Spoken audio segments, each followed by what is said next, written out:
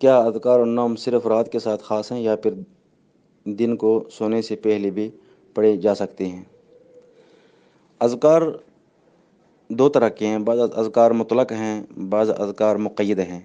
مطلق اذکار وہ ہیں جس میں دن رات یا کسی وقت کو، کسی گھڑی یا کسی ساتھ خاص نہ ہو، عام اذکار ہو، وہ بندہ پڑھ سکتا ہے، اس پر کوئی پابندی نہیں ہے شریعت میں۔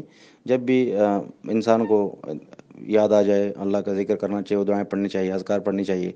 لیکن بعض اذکار شریعت میں مخصوص ہیں، یعنی وہ یا کسی وقت کے ساتھ مخصوص ہیں، یا کسی گھڑی کے ساتھ مخصوص ہیں، یا وہ دن رات کسی عمل کے ساتھ مخصوص ہیں۔ تو افضل اور بہتر یہ ہے کہ وہ حدیث یا وہ اذکار اسی جگہ پہ پڑھے جائیں جن کے بارے میں نبی صلی اللہ علیہ وسلم نے حکم دیا ہے، یا جو خاص اوقات ہیں، یا خاص عمل کے بعد ہیں، یا خاص زمانے کے ساتھ ہیں، ان وقتوں میں پڑھا جائے، ان کو عام نہیں کیا جائے۔ اور رات کے جو سونے والے روایتیں ہیں، اکثر ان میں رات ہی کے نیند کے بارے میں روایتیں موجود ہیں، لہٰذا وہ صرف رات کے وقت یا رات کے نیند سے اٹھتے وقت پڑھے جائیں، دن میں نہیں پڑھنا چاہیے۔ سوتے وقت رات کو پڑھیں، دن کو نہیں پڑھنا چاہیے۔